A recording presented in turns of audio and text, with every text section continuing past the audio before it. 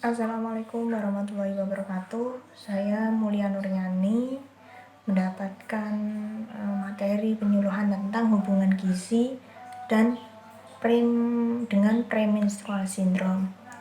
Baik, berikut yang akan saya jelaskan. Assalamualaikum warahmatullahi wabarakatuh. Baik, di sini saya akan menjelaskan tentang hubungan gizi dengan premenstrual syndrome.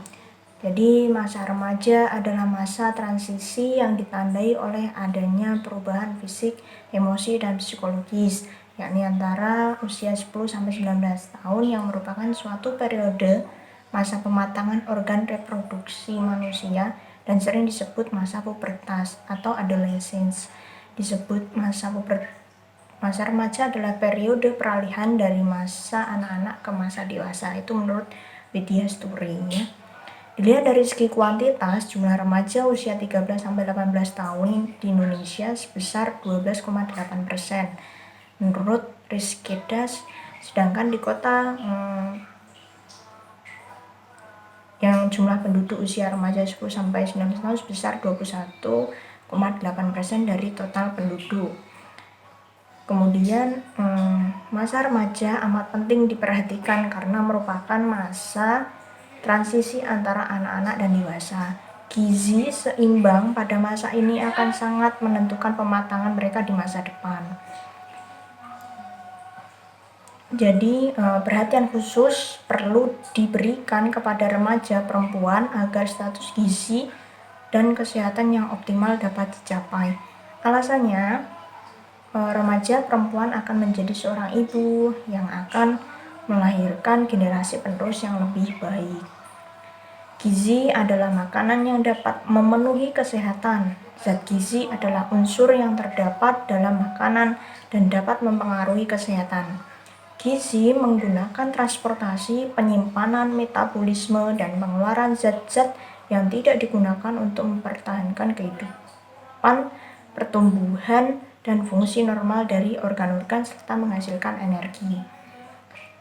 Energi dan protein yang dibutuhkan remaja lebih banyak daripada orang dewasa. Begitu juga vitamin dan mineral. Seorang remaja laki-laki yang aktif membutuhkan 3.000 kalori atau lebih per hari untuk mempertahankan berat badan normal. Seorang remaja putri membutuhkan 2.000 kalori per hari untuk mempertahankan berat badan agar tidak gemuk. Vitamin B1, B2, dan B3 sangat penting untuk metabolisme karbohidrat menjadi energi. Asam folat dan vitamin B12 untuk pembentukan sel darah merah dan vitamin A untuk pembentukan jaringan. Sebagai tambahan, untuk pertumbuhan tulang dibutuhkan kalsium dan vitamin D yang cukup. Vitamin A, C, dan E penting untuk menjaga jaringan-jaringan baru supaya berfungsi optimal. Dan yang amat penting adalah zat besi, terutama untuk perempuan dibutuhkan dalam metabolisme pembentukan sel-sel darah merah. Kebutuhan zat besi meningkatkan pada remaja oleh karena terjadi pertumbuhan yang meningkat, ekspansi volume darah, dan massa otot.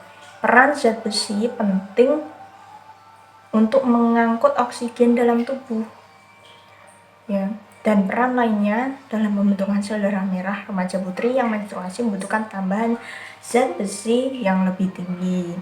Menstruasi adalah pelepasan dinding rahim endometrium yang disertai dengan perdarahan dan terjadi setiap bulannya secara teratur kecuali pada saat kehamilan. Mengingat pada proses menstruasi terjadi pelepasan, ya, terjadi pengupasan endometrium disertai perdarahan, maka sudah barang tentu gizi pada saat menstruasi harus mendapat perhatian. Gizi pada saat menstruasi diperlukan untuk mengganti komponen darah yang hilang seperti zat besi dan juga diperlukan untuk proliferasi jaringan endometrium, yang pada prinsipnya gizi pada saat menstruasi harus memperhatikan pola makan seimbang sesuai dengan kebutuhan Akan tetapi, mengingat pada saat menstruasi terjadi pengeluaran darah disertai pembuangan sejumlah zat besi, maka diet pada saat menstruasi harus memperhatikan kecukupan zat-zat gizi yang dikonsumsi. Kemudian ada sebuah penelitian yang oleh Valencia mengungkapkan bahwa terdapat hubungan yang bermakna antara status gizi dengan siklus menstruasi pada remaja putri. Hasil penelitian ini menjelaskan bahwa 79,3% remaja putri dengan status gizi normal mengalami siklus menstruasi yang teratur. Kemudian ada penelitian lainnya yang dilakukan oleh Novita menyatakan bahwa ada hubungan yang bermakna antara status gizi dengan kejadian gangguan menstruasi. Hasil penelitian ini mengungkapkan bahwa 87,50% remaja putri dengan status gizi lebih mengalami gangguan menstruasi. Oleh karena itu, remaja putri yang mengalami menstruasi harus memperhatikan gizi yang dikonsumsi sehingga tidak berdampak pada gangguan menstruasi seperti perubahan pada siklus menstruasi, perubahan jumlah darah menstruasi, dan gangguan yang berhubungan dengan menstruasi, dysmenorrhea, dan premenstrual syndrome. Salah satu kegiatan yang dilakukan untuk menambah pengetahuan dan wawasan remaja putri tentang gizi pada saat menstruasi yaitu melakukan penyuluhan. Kegiatan penyuluhan tentang gizi saat menstruasi dilaksanakan dilatar belakangi oleh masih banyaknya siswi putri yang kurang memperhatikan apa yang dikonsumsinya selama menstruasi. Oleh karena itu, diperlukan upaya untuk mengubah kebiasaan makan siswi remaja putri pada saat menstruasi. Salah satu upaya yang dilakukan dengan melalui penyuluhan kesehatan tentang gizi menstruasi. Pre-planning atau SAP, kegiatan penyuluhan tentang gizi saat menstruasi bagi siswi putri dipersiapkan sebelum acara kegiatan penyuluhan kesehatan dimulai.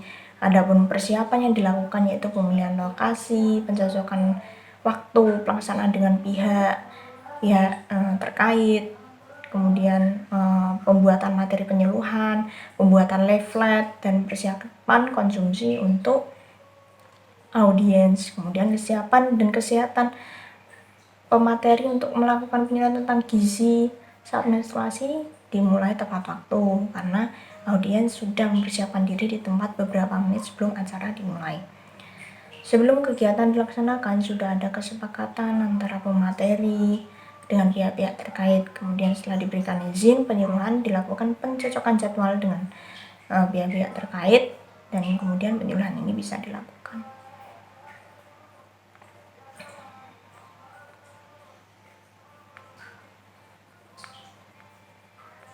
Baik, hasil dari kegiatan penyuluhan ini dilanjutkan dengan memberikan evaluasi, yaitu evaluasinya bisa berupa feedback antara pemateri dengan audiens seperti itu.